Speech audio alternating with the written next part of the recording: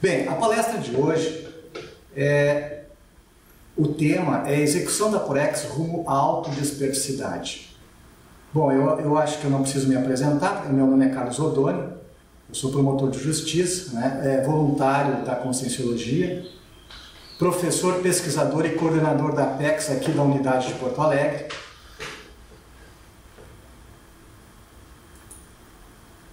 Bem, nessa palestra eu selecionei alguns tópicos.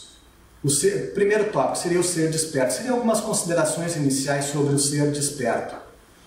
O próximo tópico é travões da autodesperticidade. E, por último, a tríade da autodesperticidade. Então, nós vamos fazer alguma análise, alguns comentários sobre esses três tópicos. Lembrando que esses tópicos, eles são títulos de verbetes. O ser desperto, o travão da autodesperticidade é um verbete e a tríade da autodesperticidade também é outro verbete. Então, quando a gente começa a falar sobre desperticidade, entra neste assunto, uma das questões que surgem será que eu tenho curso intermissivo? Será que eu tenho ProEx? Então, quando a pessoa ela pode acessar o site da tertuliaconscienciologia.org e clicar lá naquela pergunta, você é intermissivista? E vai aparecer uma série de questões para ela responder. E se ela chegar à conclusão de que realmente é intermissivista, fez o curso intermissivo, então essas pessoas que entendem ter participado de um curso intermissivo, que é esse curso que a gente faz, que a consciência faz dependendo do seu nível evolutivo entre uma vida e outra, ela, ao fazer esse curso, ela planeja a ProEx. O que é isso? Ela planeja o trabalho que ela vai ter que realizar na próxima vida. Vou continuar então. Foi um problema técnico aqui na sala. Bem, então, para completar esse trabalho, que nós chamamos de completista, aquele que completa a sua ProEx, isso significa, para o intermissivista, atingir a condição de desperto, atingir a desperticidade. Então, para todo intermissivista, o intermissivista é aquele que fez o curso intermissivo, completar a ProEx significa atingir a desperticidade, ser desperto. Atingir a condição de desperto. Então, a desperticidade é um tema que está intimamente ligado à execução da ProEx do intermissivista. Todos concordam com isso? Vocês têm alguma dúvida com relação a isso? Eu, pelo menos, não. Vocês podem se manifestar, pessoal.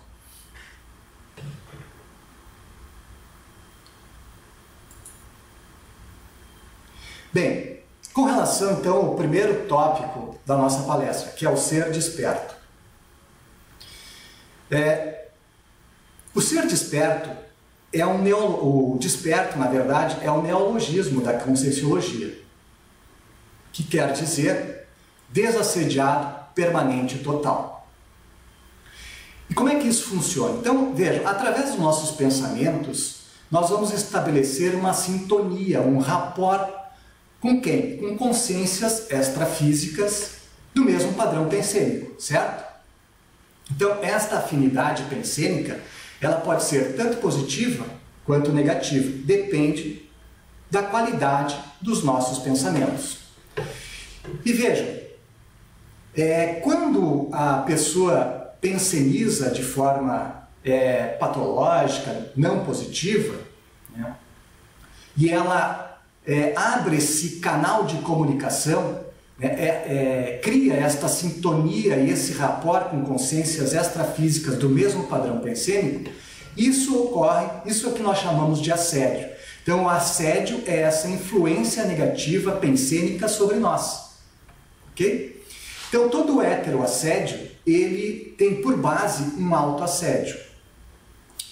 E o que eu quero dizer com isso? Então, quanto mais a consciência evolui, quanto mais ela amadurece, quanto mais ela se torna equilibrada, ela assume o controle das suas emoções, ela controla as suas emoções, e também o processo energético, né? E aí nós chamamos da homeostase holossomática, que é o equilíbrio de todos os corpos, né? Ela vai ficando de que forma? Ela vai ficando mais desassediada.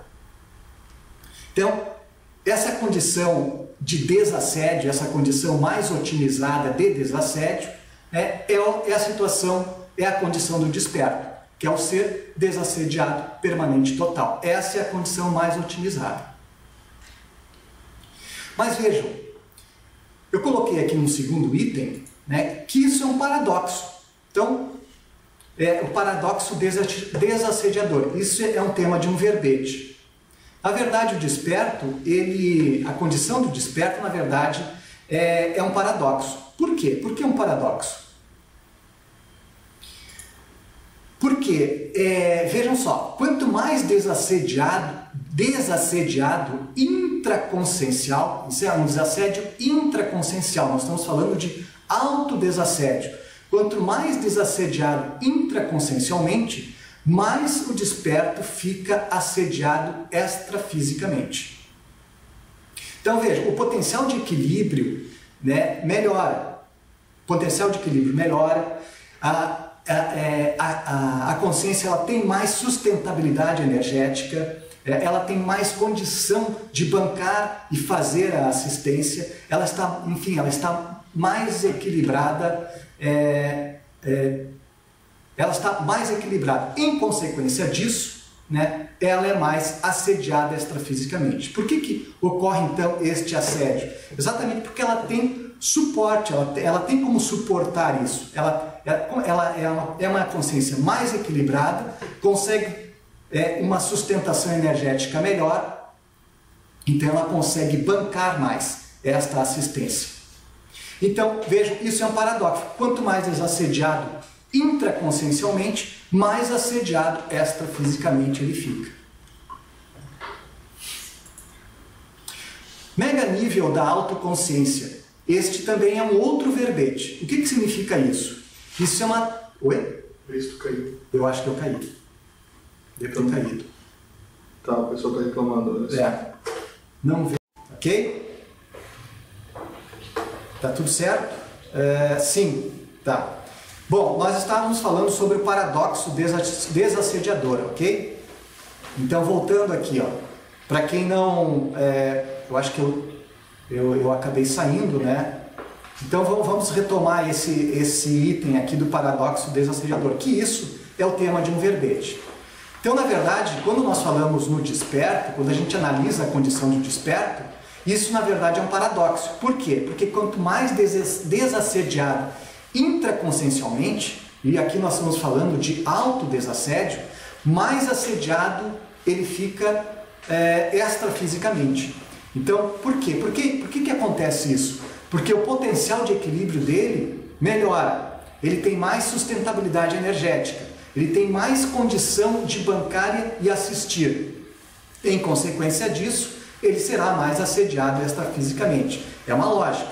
Então, quanto mais equilibrado, quanto mais eu tenho condição de bancar uma assistência, né, mais assediado extrafisicamente, né, eu vou poder fazer assistência para esse maior número de consciências.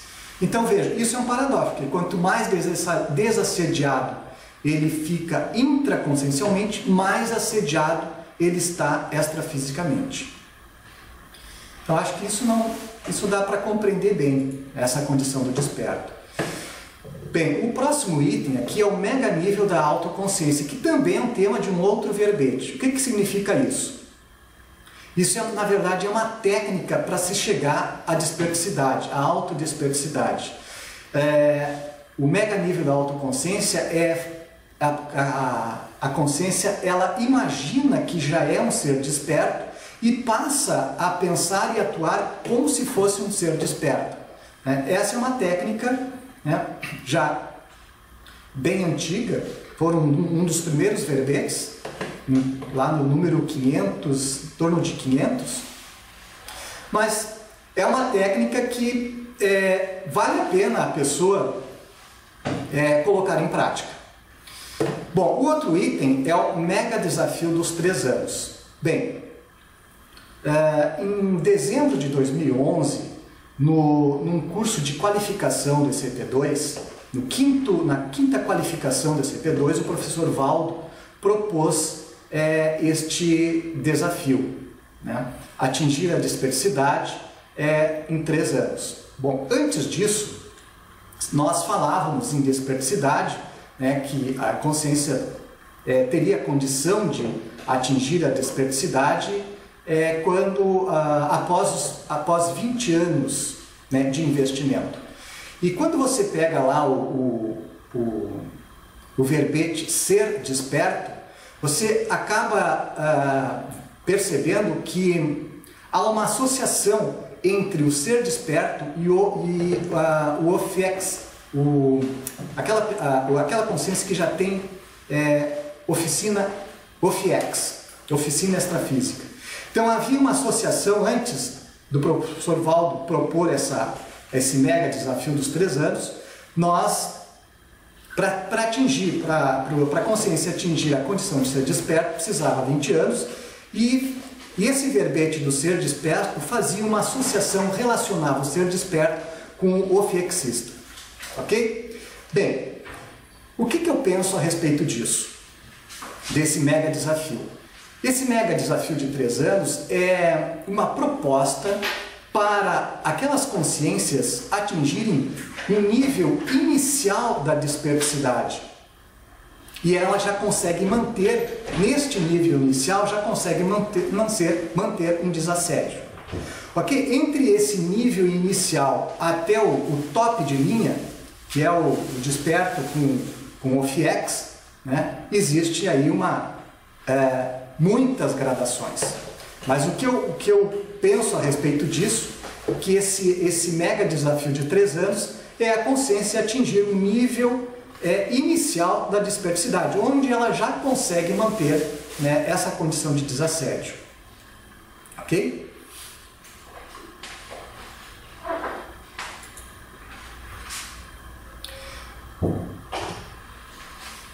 Com relação aos travões da autodispersidade, então, esse aqui também é um tema de um verbete. O verbete se chama Travão da Autodispersidade. O primeiro item é o binômio autoculpa antidispersidade. Então nós vamos, a partir de agora, fazer alguma análise sobre o binômio autoculpa antidispersidade. Então veja, quando a pessoa erra, muitas vezes a reação que ela tem em função desse erro, esta reação é muito pior do que o próprio erro. Então quando a pessoa quando ela erra e ela acaba se autopunindo, se martirizando, esta postura, muitas vezes ela é muito mais anticosmoética do que o próprio erro. Então isso abre uma cunha para o quê? Para os autoassédios e, consequentemente, para os héteros assédios. Então isso é uma visão traforista do erro. Então pior que esta situação, né, é aquela situação em que a pessoa erra e ela não dá importância nenhuma para o erro dela. Então veja, isso é um outro extremo da situação. E aí ela entra, muitas vezes, na autocorrupção. Ok? Então qual é a postura mais saudável diante de um erro? Né? É uma postura traforista. Postura mais saudável é a pessoa reconhecer que errou, perfeito? E ela fazer o seguinte questionamento: o que posso fazer? É possível fazer alguma coisa neste momento para reparar esse erro? Uma outra questão: o que posso fazer a partir de agora? E uma outra questão: o que posso fazer para não cometer mais este erro? Então, isso é uma postura mais saudável, uma visão traforista, né? Desassediadora. Por quê? Porque ficar se autopunindo, né, valorizando a autoculpa, se martirizando, né, isso faz a pessoa se assediar. O outro item é a autovitimização. Vejam que, se vocês pegarem o verbete Travão da Autodispersidade, há lá 25 chamadas emoções nosográficas a serem evitadas. Então, tem lá angústia, ansiedade, autoculpa, autovitimização, contrariedade, desprezo, fragilização, frustração, hostilidade, impaciência, impulsividade, insatisfação, insegurança, irritabilidade, mágoa, mau humor, medo, melinho, orgulho, pessimismo, queixa, raiva, rejeição, ressentimento e vergonha. Então, eu peguei apenas alguns itens para a gente analisar. Então, o que eu vejo assim, ó, um item que é importante ser analisado é essa questão da autovitimização, que são todos aqueles processos clássicos de autovitimização. Então, é aquele caso assim, ó, antes da consciência fazer uma análise mais aprofundada da situação, ela já diz para ela mesma: eu não posso, isso não é para mim, né? Vocês já ouviram falar aquela pessoa que diz assim: eu não tenho mais idade para isso. Então, antes dela fazer qualquer análise mais aprofundada de qualquer situação, ela já vem com: eu não posso, isso não é para mim, né? Então, é aquela pessoa que ela não acredita nela mesma. Ela não se conhece, porque se ela se conhecesse, ela poderia dizer: não, isso eu já posso bancar, isso eu não consigo bancar, mas isso eu já posso bancar. Então aí falta o quê? Falta de conhecimento, falta de autoconhecimento, de autopesquisa. Então, quando a consciência se posiciona dessa forma, ela não está assumindo qualquer responsabilidade. Então isso é uma situação, de certa forma, cômoda para ela, porque ela não assume responsabilidade nenhuma, ela já está dizendo que ela não pode, né? Que isto não é para ela. Então ela permanece de que forma? Na zona de conforto. Então isso, na verdade, é um comodismo que leva a consciência a permanecer na zona de conforto, não assume responsabilidade. Isso, na verdade, é um processo clássico de autovitimização. Um outro item que eu chamo a atenção é o discurso poliqueixoso, que são as queixas. Então é aquela consciência que ela reclama de tudo e de todos, né? Então ela tem, por exemplo, uma situação onde ela tem 10 pontos positivos de uma situação, né? E apenas um ponto negativo. Ela valoriza apenas o negativo, então ela passa a reclamar de tudo e de todos. Então esse discurso poliqueixoso, muitas vezes a consciência se utiliza desse discurso, dessas queixas, para quê? Para receber muitas vezes atenção, afeto, é isso que ela quer. Na verdade ela quer, com esse discurso, receber atenção, chamar atenção para si mesma, receber afeto e atenção. Mas vejam, isso é um ganho, é um pseudo-ganho, também chamado de ganho secundário. Então a consciência, ela acaba se conformando com este jeito de agir, né? com essa atenção que ela consegue chamar para si, e não faz e deixa de fazer uma reciclagem, uma mais aprofundada. Então, na verdade, isso também é um comodismo. Ela permanece na zona de conforto, não faz uma reciclagem mais aprofundada e se contenta, né, com esta postura, né? Então isso também é um processo, na minha opinião, um processo clássico de autovitimização, que na verdade são travões da autodispersidade, a autoculpa, a autovitimização, as queixas, todos eles são travões da autodispersidade. Um outro travão que eu chamo a atenção é com relação às heteroculpas. Nós falamos da autoculpa e agora eu vou falar sobre as heteroculpas. E aquele processo, então, geralmente nos conflitos, né, a consciência, ela nunca assume a sua culpa, ela sempre acha que o outro é culpado. A culpa é sempre do outro. Então veja, se a culpa é sempre do outro, a consciência não precisa mudar, porque quem errou não foi ela, foi o outro. Então o outro é culpado, então quem tem que mudar é ele, eu não preciso mudar. Também, veja, se o outro é sempre culpado e eu não preciso mudar, isso também é uma situação cômoda, né? A pessoa não assume a responsabilidade pela culpa, ok? Então, num conflito, dificilmente uma das pessoas não tem uma parcela de culpa, né? Num conflito entre duas pessoas, dificilmente, muito raramente, uma das pessoas não tem culpa nenhuma.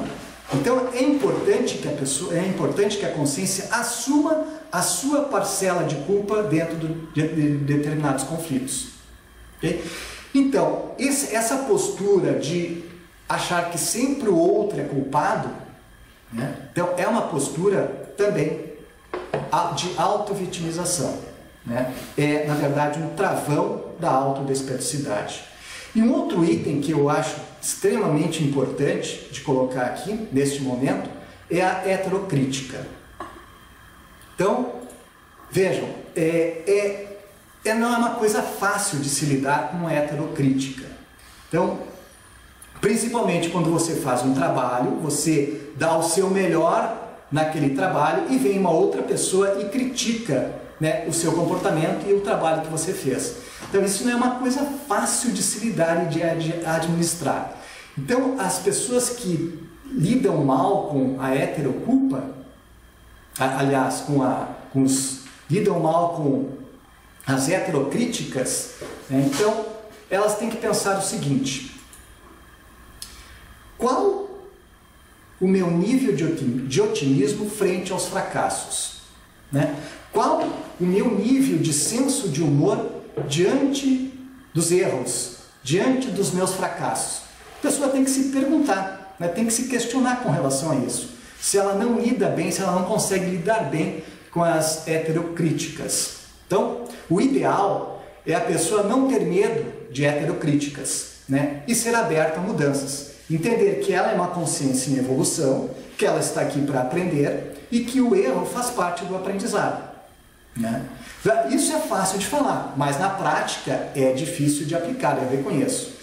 Então, pegando esse traço aí, ó, da heterocrítica, por exemplo, então pegue o traço que mais incomoda você neste momento, né? O que eu posso... E analise esse traço e veja que tipo de reação você tem. E pense o seguinte: o que eu posso fazer da próxima vez que isso acontecer? Como é que eu posso reagir de forma mais positiva, mais cosmoética, mais assistencial da próxima vez que isso acontecer? Pense nisso.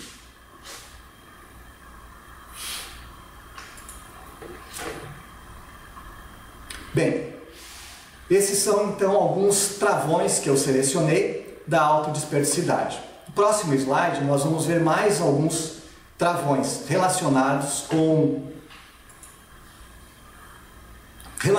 síndromes. Então, o primeiro item é a síndrome da expectativa frustrada. O que significa isso?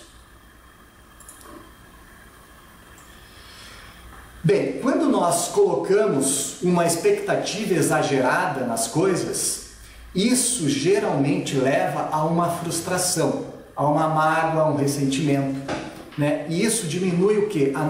Acaba diminuindo a nossa autoconfiança, né? Levando geralmente a autoassédios. Então, a pessoa acaba se assediando com isso. Por quê? Porque ela colocou uma expectativa exagerada numa determinada situação. Então, é claro que a pessoa ela tem que fazer planejamento, tem que traçar metas, prazos para atingir resultados. Isso está tudo certo. Mas a pessoa ela tem que saber dosar a expectativa que ela coloca nessa situação, para não ficar assediada. Então, em resumo, essa seria uma análise sobre a síndrome da expectativa frustrada. Síndrome da praia, o que significa isso? Então, síndrome da praia é aquela consciência boa-vida, né? Ela é aquela consciência que fica esperando as coisas acontecerem. É aquela consciência que fica esperando acontecer uma crise na vida dela, né? Veja, quem está correndo atrás da desperticidade, quem quer chegar lá, né? Quem tem esse objetivo de chegar na condição de desperto, não pode ficar esperando acontecer mudanças na vida, né? a pessoa que tem que promover as suas próprias mudanças, a pessoa que tem que produzir as suas crises de crescimento, né? Não pode ficar esperando as coisas acontecerem, né? Então a pessoa ela tem que planejar, ela tem que traçar metas, ela tem que estabelecer prazos e ela tem que atingir resultados, né? Então isso é partir para a ação, né? É bem exatamente da pessoa boa-vida, né? Da síndrome da praia. Então a desperticidade, na verdade, ela exige o quê? Esforço, dedicação, priorização, sacrifício. Se a gente fazer uma relação com um estudante de medicina, por exemplo, né? O cara tem que estudar 12, se ele quiser passar no vestibular, ele tem que estudar 12 horas por dia, ele vai ter que abrir mão de muitas coisas e vai ter que priorizar muitas coisas. Então veja um esforço, né? O sacrifício e a priorização desse jovem. É a mesma coisa para quem quer atingir a desperticidade, né? Vai ter que se esforçar, né? Priorizar, enfim, vai ter que correr atrás do prejuízo, né? E não ficar simplesmente esperando as coisas acontecerem. Ok? Então, passamos aí então para a próxima síndrome, que é a síndrome da pré-derrota. Na verdade, a síndrome da pré-derrota é um processo clássico de auto-vitimização que nós já comentamos, mas só com outro nome. Então, a síndrome da pré-derrota que significa o seguinte: a pessoa ela já entra no jogo, então, lembrando aí da Copa do Mundo, então ela já entra no jogo com a partida perdida, né? É o sujeito que ele não acredita que ele possa ganhar, né? E de ter sucesso, de conquistar alguma coisa, ele não acredita nisso, nessa possibilidade. Então predomina nele o quê? O pessimismo, né? E a descrença consigo mesmo, né? Então a pessoa, muitas vezes, ela acaba apresentando para ela mesma diversas justificativas, né, para não se sentir frustrada. Então, com essa postura, né, que já é entrar derrotada em determinada situação, ela, com o tempo, ela passa a apresentar justificativas lógicas para ela mesma, para ela não se sentir tão frustrada com esta situação, né? Mas aí eu pergunto o seguinte: como que os amparadores vão ajudar essa consciência? Se ela não abre em nenhum momento um espaço mental, né, de otimismo, né? Como é que os amparadores vão ajudar essa consciência? Então pensem nisso. Então essa é uma breve análise sobre a síndrome da pré-derrota, que na verdade é um processo clássico de auto-vitimização. E em consequência, na verdade, é um travão, um enorme travão da autodispersidade. Então, vejam só, como é importante a importância, como é que a pessoa pensa sobre si mesma, entendeu? Veja a importância disso. Como é que eu penso sobre mim? Que conceito eu tenho sobre a minha personalidade? Bem, pessoal, para o próximo slide, nós vamos partir então para o outro lado, deixando então os travões, ok? Que esses não nos levam à dispersidade, ok? E precisam ser superados. E o que promove o destravamento? Então nós temos aí uma série de itens, e todos esses itens constam do verbete, travão da autodispersidade. Então, o primeiro item é a autoconscienciometria. O que significa isso? Autoconscienciometria. Bem, a pessoa, para atingir a desperticidade, ela precisa investir em autoconhecimento, investir em autopesquisa. Ela precisa se conhecer melhor. E nada melhor. E nós temos uma ferramenta muito boa, que é a autoconscienciometria, que é oferecida pela Conscius. Nós temos inclusive um curso Conscienciograma Sem Dramas. Tem aquele livro chamado Conscienciograma, que tem 2.000 perguntas. Então a pessoa vai responder aquele livro e conforme ela vai respondendo aquelas questões, ela vai fazendo um aprofundamento no seu autoconhecimento, vai se conhecendo melhor.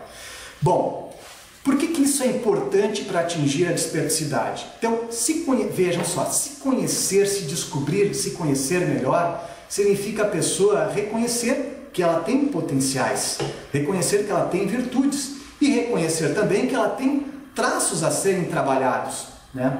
Quando a pessoa descobre isso, descobre as suas virtudes, os seus valores, os seus potenciais, ela passa, quando ela identifica isso, ela passa o quê? De certa forma, a se valorizar mais, porque ela reconhece que ela tem talentos. Isso acaba, de certa forma, diminuindo as autovitimizações, porque a pessoa passa a se valorizar, ela compreende, ela reconhece que tem talentos e trafores. Com isso ela passa a se valorizar e, consequentemente, diminui as autovitimizações.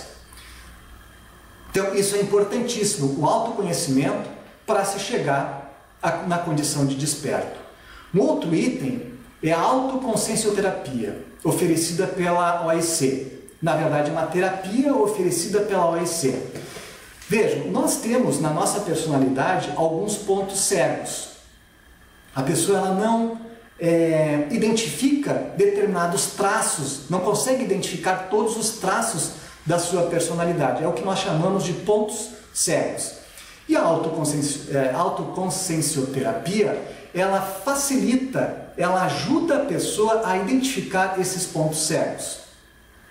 Isso também leva a... faz com que a pessoa amplie, né, a sua autopesquisa, o seu autoconhecimento sobre si mesmo. Também é um item bastante importante neste caminho evolutivo para se atingir a desperticidade. Um outro item é a docência conscienciológica, especialmente aquela docência itinerante. Então vejam, imaginem vocês uma consciência conscienciológica itinerante. A consciência ela entra em contato com outras culturas, com várias culturas, com outros costumes.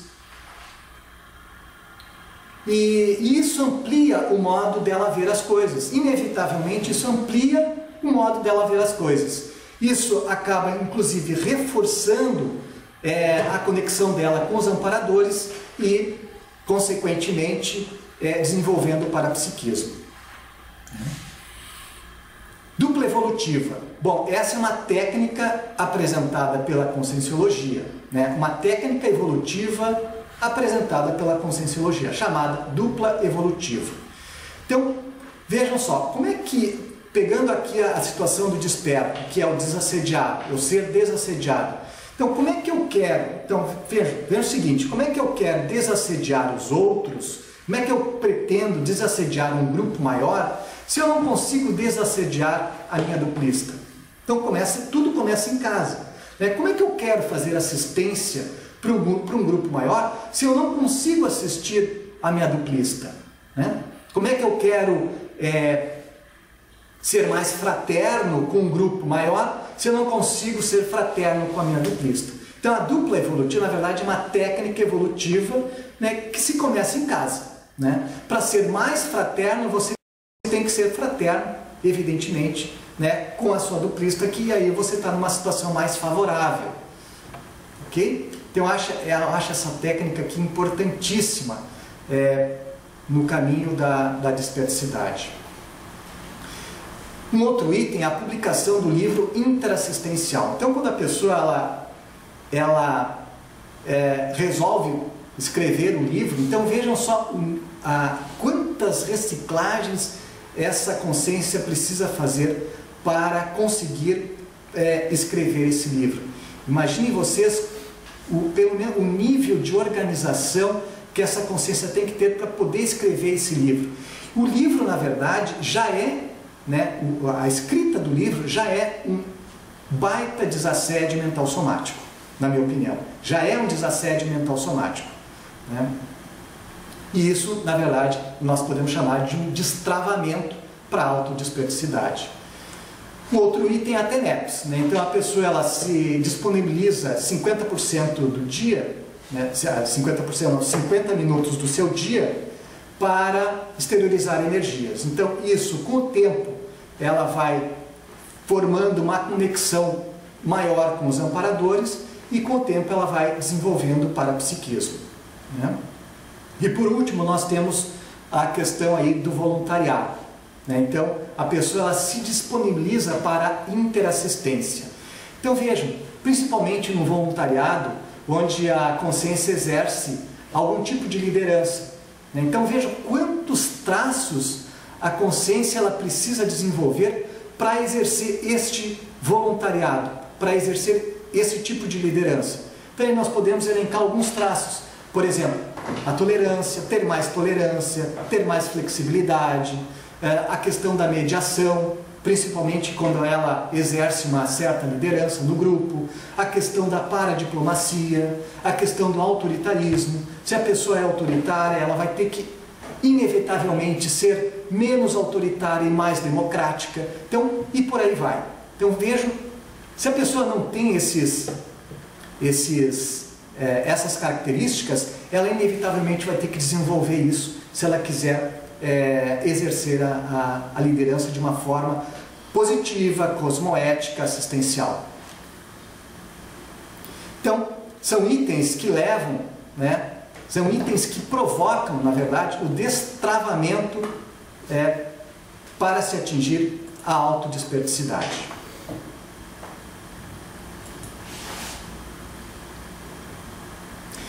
Bem, com relação então à tríade da autodesperticidade, são 3 elementos. Nós temos aí o domínio das energias, como primeiro item. A tríade da autodesperticidade, lembrando que é o tema de um verbete. Então, o primeiro item é domínio das energias, o segundo é cosmoética e o terceiro é anticonflituosidade. Então, quando se fala em tríade, nós temos que entender o seguinte, que são 3 elementos essenciais para se atingir a dispersidade, para se chegar à condição de desperto, desassediado, permanente, total. Então, veja, esses elementos, esses itens, eles estão todos interligados e conectados, né? Então, cada um influenciando o outro e se auto-realimentando. Então não dá para se falar, por exemplo, em domínio das energias, né, independentemente de cosmoética ou independentemente de anticonflituosidade. Todos eles estão interligados e conectados, um influenciando o outro e todos se retroalimentando. Perfeito? Então a partir de agora nós vamos fazer uma análise sobre cada um desses itens.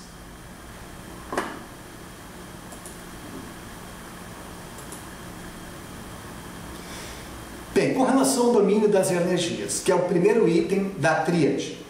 Então, o domínio das energias,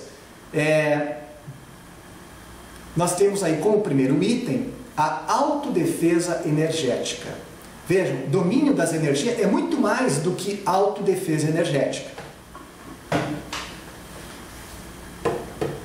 Com relação à autodefesa energética, então, o que eu posso dizer é o seguinte: trabalhar com as energias e promover desassim. Isso é fundamental para se atingir a dispersidade. Então, aquela consciência que não consegue muito bem promover desassim, né, ela não chega na dispersidade. Para se chegar na dispersidade, ela tem que trabalhar muito a essa promoção de desassim.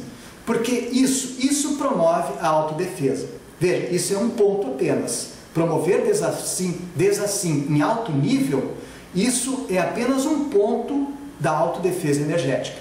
O outro ponto da autodefesa energética é o próximo item, que é a ortopensenidade, que são aqueles pensamentos organizados, equilibrados e positivos. São os melhores pensamentos, ok? Então veja, aquilo que a pessoa vê, então como é importante aquilo que a pessoa pensa de si mesma. Isso vai reforçar, fortalecer a sua autodefesa energética. Se ela pensa bem a respeito de si, inevitavelmente isso vai fortalecer a autodefesa energética dela. Não só o trabalho com as energias, Mas a ortopensenidade da consciência, isso faz parte também, isso compõe a autodefesa energética. Então, até que ponto, eu pergunto o seguinte, isso é só para nós pensarmos a respeito. Até que ponto uma reação pensênica negativa, né, tem relação com uma baixa imunidade, né? Pode baixar o sistema imunológico da pessoa e a pessoa desenvolver uma doença. Então é só para nós pensarmos a respeito disso, né? Até que ponto uma reação pensênica negativa a meu respeito ou a respeito de uma outra pessoa pode, né, produzir uma baixa imunidade e a pessoa desenvolver uma doença. Então, veja, a ortopensenidade, ela faz parte da autodefesa energética. Não só o trabalho com as energias. E o outro item que eu destaquei é a interassistencialidade. Esse item é importantíssimo também. Por quê? Porque é a partir da interassistencialidade que eu vou reforçar a minha autodefesa energética. É a partir da interassistencialidade que eu vou chegar no domínio das energias. E como é que isso funciona? Então, o exercício da interassistencialidade leva ao domínio energético. Nós temos uma pergunta. Qual a melhor forma de fazer desassim? Trabalho com energia, né? Você acaba, inevitavelmente, no dia a dia, é esse item aqui, da interassistencialidade.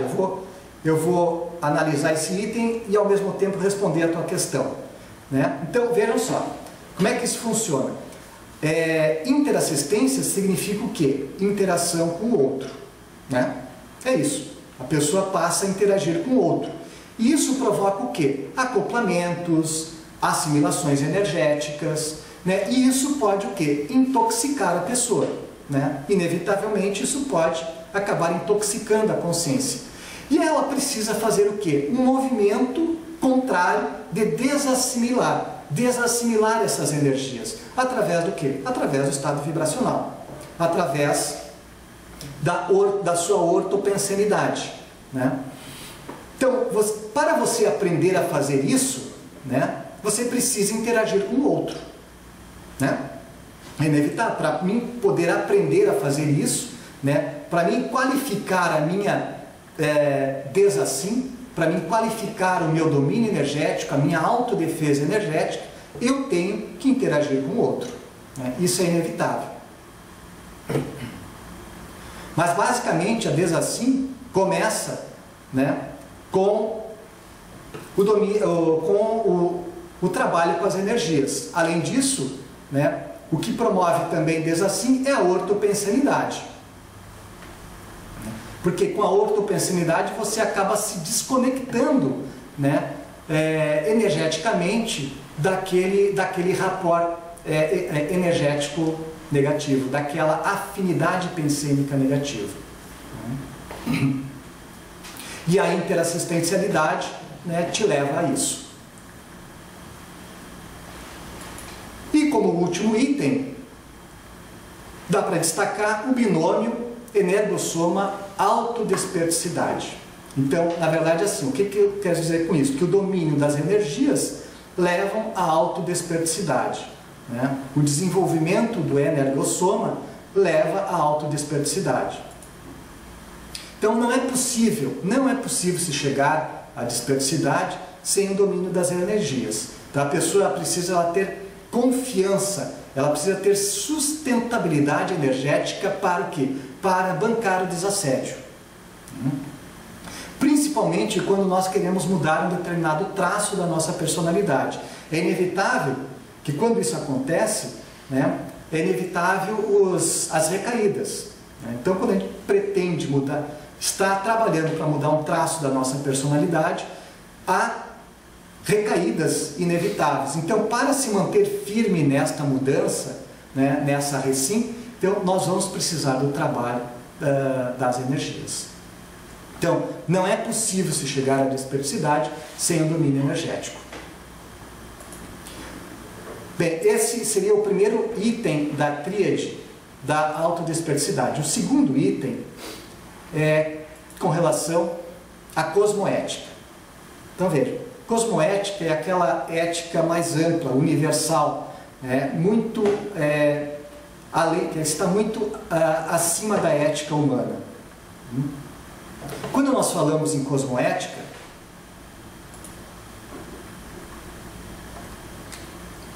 nós temos que pensar o seguinte: não adianta a pessoa ter parapsiquismo, entender de energia, se ela ainda é incoerente com aquilo que ela já sabe. Se ela não tem teática. Teática é um neologismo da conscienciologia que significa teoria e prática. Ou seja, a pessoa aplicar na prática aquilo que ela já sabe. Não ser apenas teórico, mas aplicar na prática aquilo que ela já sabe. Então não adianta ela ter parapsiquismo, entender de energias e ser ainda incoerente com aquilo que ela já sabe. Então a questão é, a pessoa já aplica tudo aquilo que ela já sabe? Ela é ainda incoerente, existe ainda incoerência entre o que eu sei e o que eu faço? Então isso tem relação com teática e tem relação com cosmoética. Então, o que seria o ideal? O que seria o ideal? A pessoa ser o mais correta possível, dar o seu melhor dentro do seu nível evolutivo, com teática, de forma coerente. Isso é o ideal. Mas quando se fala em cosmoética, nós temos que levar isso em consideração. Principalmente, o primeiro item, a teática. Eu aplico na prática tudo aquilo que eu já sei? Eu sou coerente com aquilo que eu sei e com aquilo que eu faço? Bem, um outro item da cosmoética é não pensar mal de ninguém. Bem, aqui tem 2 pontos que eu chamo a atenção. Primeiro ponto é não pensar mal de mim mesmo. Não pensar mal de si. Por quê? Porque pensar mal de si mesmo, vejam só, isso abre uma brecha para os autoassédios, e consequentemente para os heterosassédios. Então a pessoa tem que pensar o seguinte, ela não pode pensar mal de si, mas ela tem que pensar o seguinte: eu sou uma consciência em evolução, eu estou aqui para aprender e o erro faz parte deste aprendizado. Uma vez eu li num livro a seguinte frase: o erro é o primeiro passo no caminho do sucesso.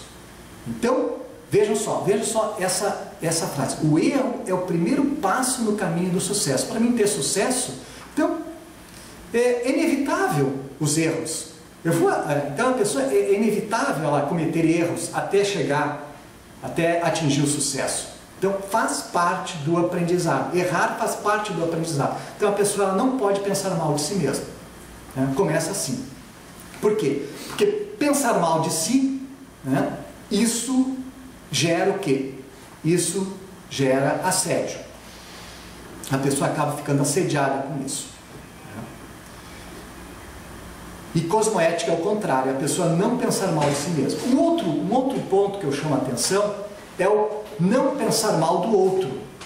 Então, vejam só, eu não posso pensar mal do outro. Claro, isso é fácil de falar, mas é difícil de fazer. Mas a pessoa tem que pensar o seguinte: o outro, ele tem o direito de ser como ele é. E se ele quer ser infantil, se ele quer ser imaturo, é um direito dele. E eu tenho que procurar ajudar o outro, se ele quiser receber ajuda, e respeitar o nível evolutivo dele. Veja, se o outro errou comigo, isso não é problema meu, é problema dele. Eu só não posso deixar o outro me prejudicar. Por quê? Porque deixando o outro me prejudicar, eu não estou sendo assistencial com ele. Então, evitando que o outro me prejudique, isto é uma forma de assistência. Evitar que o outro me prejudique. Isto é uma forma de assistência. Mas eu não posso pensar mal do outro. E isso tem relação com cosmoética. Na verdade, eu não posso pensar mal de mim e nem do outro. Isso, quando se fala em cosmoética, é a primeira coisa que nós devemos pensar. E um outro item que eu selecionei com relação à cosmoética é o Código Pessoal de Cosmoética. Então, todos nós temos que elaborar o nosso Código Pessoal de Cosmoética, chamado CPC. Então, é aquela situação assim, não vou me... aconteça o que acontecer no trânsito, eu não vou me irritar. Então, vai ser uma cláusula lá do seu Código Pessoal de Cosmoética. Um exemplo, né? Um outro exemplo que eu vou citar para vocês. Estou num estacionamento, rodando com o carro, já fiz várias voltas e não consigo encontrar uma única vaga para estacionar. Eu não vou me irritar. Então, coloca lá uma cláusula no seu Código Pessoal de Cosmoética.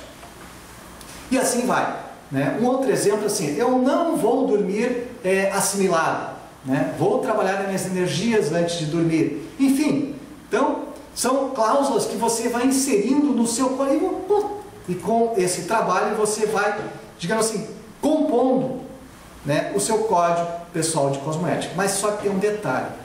Este Código Pessoal de Cosmoética, ele tem que ser vivenciado. Não é que você não possa ter recaídas, não. São inevitáveis as recaídas, mas você vai ter que retomar, né? Esse código ele tem que ser vivenciado e, de tempos em tempos, atualizado. Você vai ter que acabar mudando algumas cláusulas, inserindo outras cláusulas, atualizando esse código. Ok? Então, isso tem muita relação com cosmoética.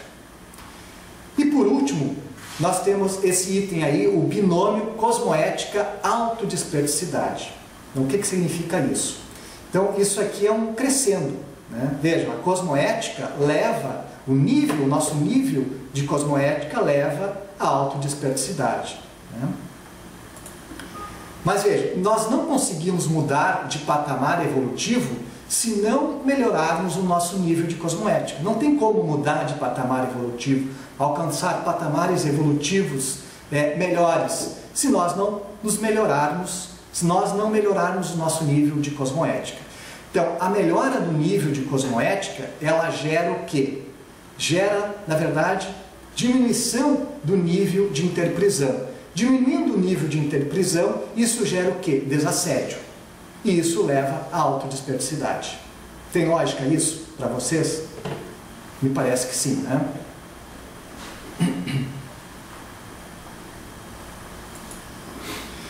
E por último,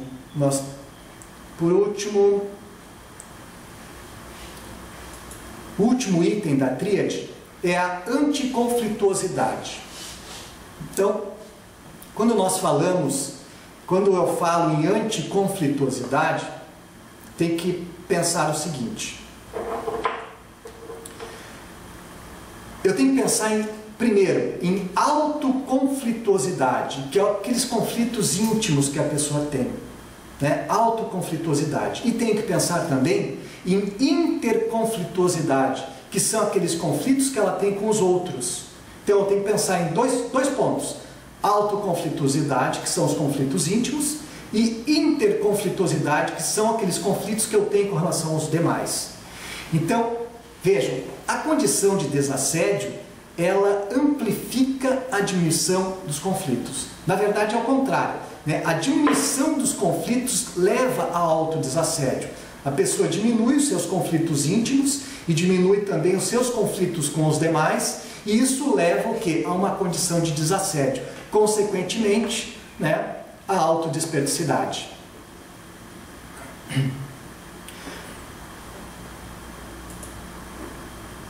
Mas vejam, como é que o primeiro passo para a pessoa é melhorar o seu nível de autoconflituosidade. O primeiro passo, né, é esse primeiro item aí, é a autocrítica. Esse é o primeiro passo para a pessoa começar a pensar em anticonflituosidade. Sem autocrítica, a pessoa não chega lá. A autocrítica está relacionada com reflexão, racionalidade, discernimento de si mesmo, né? Então, a pessoa ela consegue, através da autocrítica, ela vai conseguir, né, mapear os seus conflitos.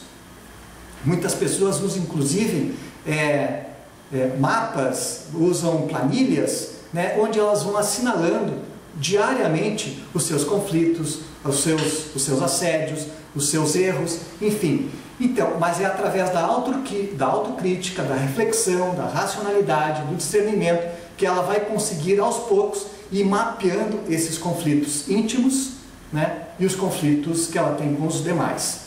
Então veja, o que é importante, né, dentro desse contexto?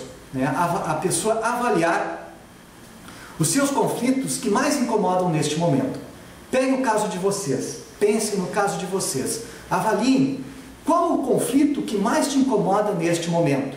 Né? Qual o conflito interno, qual o conflito íntimo, ou qual o conflito com uma outra pessoa que mais te incomoda neste momento. E pensa o seguinte, como posso agir, e analise também a sua reação diante desses conflitos. Né? E pense o seguinte, como posso agir da próxima vez? Né? Como posso agir de forma mais positiva, mais cosmoética e assistencial da próxima vez? Né? Então, lembrando daquele caso das heterocríticas, né? Que a pessoa ela não sabe lidar muito bem com heterocríticas, ela lida mal com heterocríticas. Como é que ela pode mudar isso? Né? Se acontecer uma próxima heterocrítica, né? Como é que ela pode agir? Né? Como é que ela pode agir de forma mais positiva, assistencial e cosmoética? Então, a autocrítica, na verdade, é o primeiro passo dentro da anticonflituosidade. E o que reforça, veja, o que reforça esta análise, né, sobre a anticonflituosidade é o segundo item, é uma autovigilância pensênica ininterrupta. Isso vai reforçar esta análise sobre a anticonflituosidade.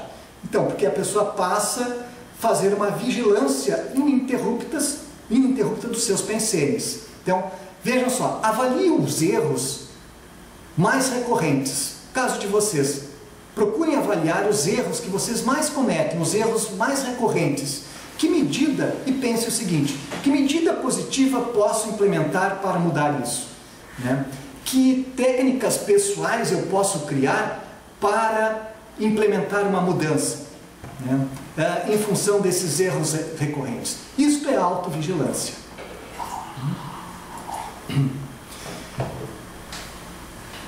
E o próximo item é o binômio cosmoética-anticonflituosidade. Então, um leva ao outro, né? Isso vai crescendo. A cosmoética leva à anticonflituosidade. Cosmoética, como a gente já viu, tem relação com coerência, tem relação com teática. Então, quanto mais coerente a pessoa for, mais cosmoética ela será.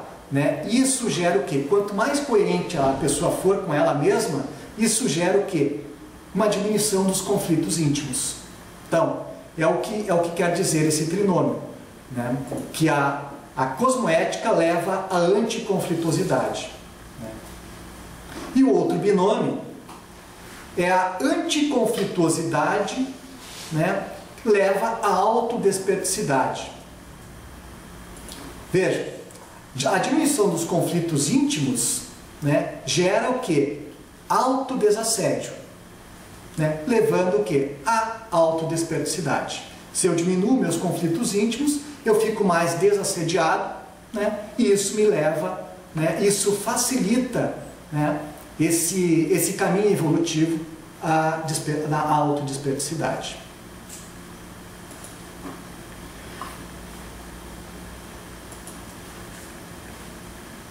Veja, o ônus da autodesperticidade é estabelecer uma conduta pessoal cosmoética, é o ônus da autodesperticidade. Não é o bônus, é o ônus. É estabelecer uma conduta pessoal cosmoética e bancar o autodesassédio a cada instante. Então, esta é uma frase do professor Marcelo Pascolini, né? No verbete que ele escreveu, Assunção da Autodesperticidade. O professor Marcelo é uma consciência que não tem 40 anos de idade ainda, mas que já atingiu né, a dispersidade, né, já atingiu a condição inicial da dispersidade e já consegue manter essa condição. Então, lendo essa frase, a gente conclui que estão inseridos aí, né, a tríade, os três elementos que levam, né, a condição da dispersidade. Estão aí, né, o domínio energético, o domínio das energias, a cosmoética e a anticonflituosidade. São os três elementos, né, essenciais para se atingir a condição de desperto.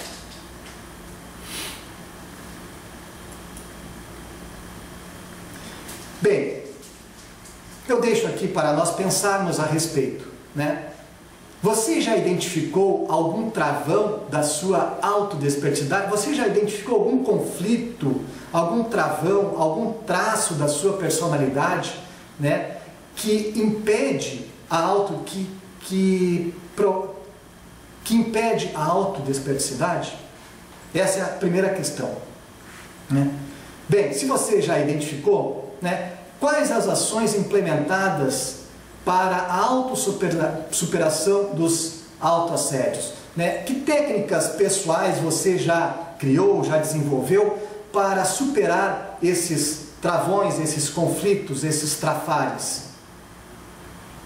Então, são questões que eu deixo aí para nós pensarmos a respeito.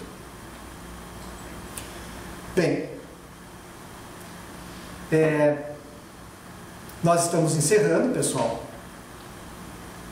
Eu gostaria, se tem alguma pergunta, vocês podem colocar aí no site, né, que eu fico à disposição para um eventual aprofundamento, né.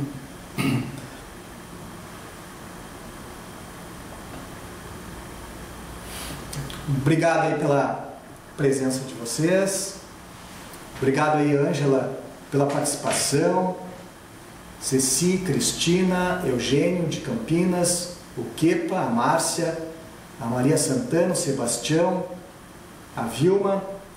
Obrigado aí pelo nosso apoiante técnico, Fabiano Moreira, a participação da Isolete. Muito obrigado, pessoal. Se não houver mais nenhuma pergunta, eu vou encerrar agradecendo então a todos. Ok? Expandir no tema. Ceci, sua pergunta é bem interessante. Vamos retomar aqui. Tem vários verbetes aí sobre esse tema. Eu posso citar alguns verbetes para ti, né? É o travão da autodesperticidade. O outro verbete é o ser desperto. Temos um outro verbete que é a despertometria, né? Temos o outro verbete que é a tríade da autodesperticidade. Um outro verbete que tem relação com o tema que é o paradoxo desassediador. Um outro verbete que é o mega nível da autoconsciência, que foi comentado aqui, né? E um outro verbete que é a assunção da autodesperticidade. Então, todos esses verbetes têm relação com o tema. Você pode aprofundar, né, baixando inclusive as tertúlias, né, analisando os verbetes, enfim, para ter uma visão de conjunto sobre o tema. Ok? Obrigado, pessoal. Uma boa tarde.